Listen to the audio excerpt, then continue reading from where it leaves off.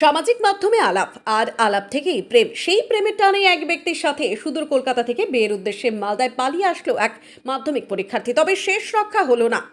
মালদা থানার পুলিশের তৎপরতায় উদ্ধার হলো নিখোঁজ পরীক্ষার্থী। কলকাতার টালিগঞ্জের বাসিন্দা মাধ্যমিক পরীক্ষার্থী 3 বছর আগে সামাজিক মাধ্যমে মালদা থানার মঙ্গলবাড়ি গ্রাম পঞ্চায়েত অঞ্চলের বলাতুলি শনিবারহাট এলাকায় 33 বছর বয়সী এক ব্যক্তি বিশ্বজিৎ বর্মনের সাথে পরিচয় হয়। তাদের মধ্যে প্রণয়ের সম্পর্ক হয়। মাধ্যমিক পরীক্ষা শেষ হতেই বিশ্বজিতের হাত ধরে মালদায় পালিয়ে আসে মাধ্যমিক পরীক্ষার্থীর পরিবার। মেয়ের খোঁজ না পেয়ে কলকাতা পুলিশের দ্বারস্থ হন। শুরু হয় তদন্ত। কলকাতা পুলিশের তদন্তকারী আধিকারিক নিখোঁজ মাধ্যমিক পরীক্ষার্থী সামাজিক মাধ্যম খতিয়ে দেখার পর জানতে পারে ঘটনার পেছনে মালদার যোগসূত্র রয়েছে। এরপর মালদা পুলিশের সাথে যোগাযোগ করে কলকাতা পুলিশ।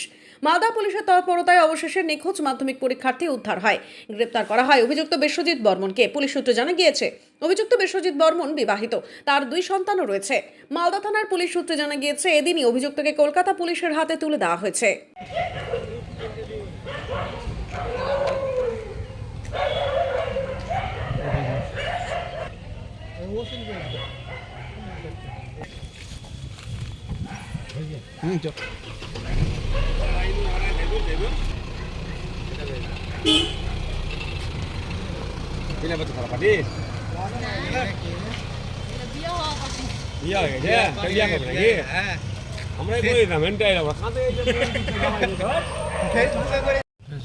হ্যাঁ, ফেসবুকে তুমি বিয়ে করেছো না? তোমার ছেলে মেয়ে আছে? হ্যাঁ, আছে। তো এই মেয়েটাকে কেন আবার তুমি পালিয়ে নিয়ে আসলে?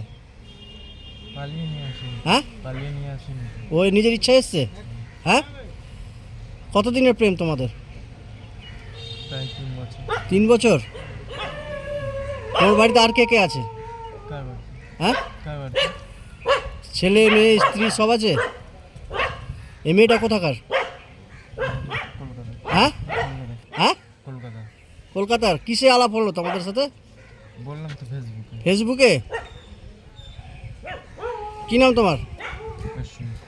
বিশ্বজিৎ। কি বাড়ি? বাড়ি হ্যাঁ নারায়ণপুর। হ্যাঁ, নারায়ণপুর। নারায়ণপুর না শনিবাড়ি হাট?